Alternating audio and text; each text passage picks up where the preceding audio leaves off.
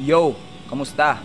Pahalagahan mo, i-appreciate mo yung tao na naglalaan ng lakas, panahon at effort para sa'yo. Kasi kapag nawala yan, baka hindi mo kayanin.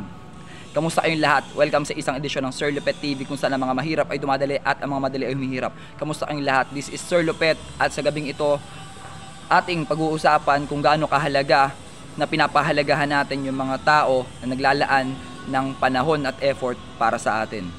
Simulan na natin. Kapag ang isang tao nagmamahal, typical at normal lang na maglaan siya ng effort, lakas, panahon, kuminsan pati pera para sa isang taong mahal niya. Ang pagmamahal na to, hindi lang ito yung pagmamahal dahil may nililigawan ang isang lalaki o isang babae na nagmamahal. Kahit sa mga magulang, madalas nangyayari ito. At ganoon din para sa mga anak, para sa mga naghahanap buhay, para sa pamilya nila. Madalas na makikitang ito yung paraan kung paano nila ipapakita na mahal nila yung pamilya nila o yung mga mahal nila sa buhay.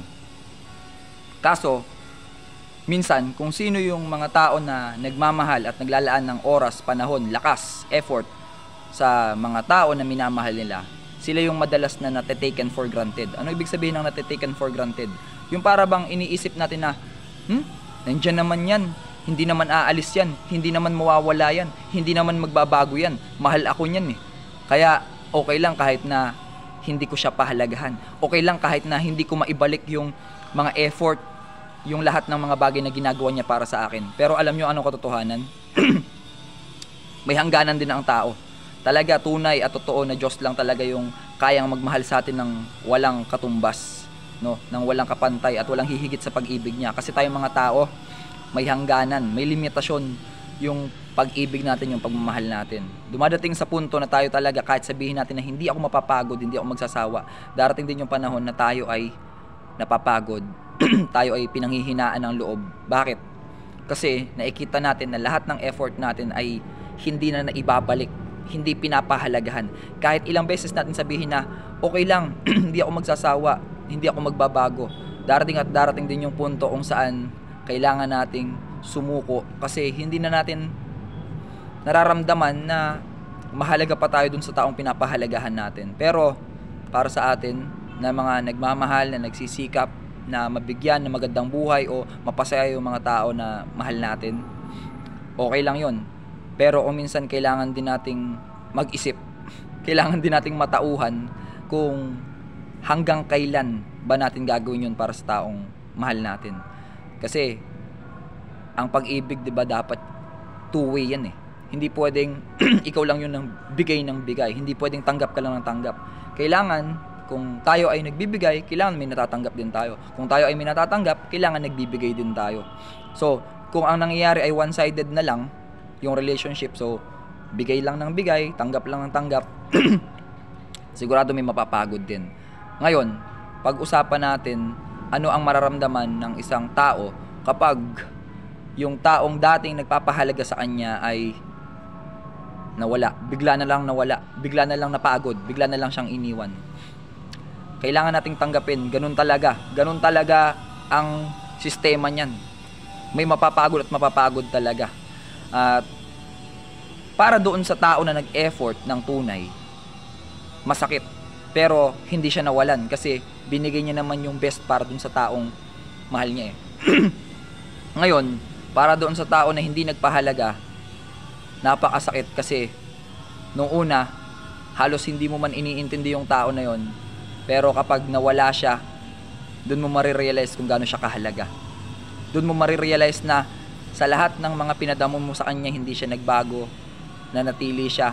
Pero darating din pala talaga yung araw na magsasawa siya, na marirealize niya yung worth niya, na marirealize niya na baka naman merong tao na kaya ring magbalik sa akin nitong mga ginagawa ko, no? Sabihin na natin hindi pera, panahon, oras na nilalaan mo para dun sa taong yun. Halos araw-araw kung kikiluhin lang 100 kilong atensyon yung ibinibigay mo sa kanya, tapos para sa kanya baliwala lang yun. Patuloy ka lang, pero sigurado darating din yung panahon na mapapagod ka. At para dun sa tao na hindi man lang na-appreciate lahat ng yun, sigurado at sigurado na kapag nawala yung taong minsan nagpahalaga sa kanya, pangit mang sabihin pero siguradong maghahabol siya. Marirealize niya na, bakit ko sinayang, bakit ko pinalampas yung taong tunay na nagmamahal sa akin. Bigyan ko kayo halimbawa, di ba? Pansinin nyo pag yung mga apo o yung mga anak, kapag yung magulang nila o yung mga lolo't lola nila ay pumapanaw dito sa mundo, ano nangyayari, di ba? Sobrang tindi ng iyak, sobrang tindi ng hagulgol kapag araw na ng libing o sa sandaling mamatay. Bakit? Kasi alam nila sa mga sarili nila na nung buhay pa, malakas pa yung mga magulang nila at yung mga lolo't lola nila, alam nila sa mga sarili nila na take for granted nila yung mga magulang at yung mga lolo at lola nila. Kaya wala na silang magawa. Wala na, hindi naman na nila mababalik pa yun, di ba? Ngayon, ganun din sa isang tao na nagmamahal ng tunay. Sa una talaga, ano ka dyan eh, talagang filled with enthusiasm ka, filled with power sa araw-araw, inspired ka na gawin para sa taong mahal mo yung lahat ng effort. Pero alam mo, kapag dumarating yung araw na hindi mo naman nakikita na interesado siya sa'yo o hindi siya nagpapakita ng interest, di ba? Nakikita mo naman yan kahit sa chat lang, di ba?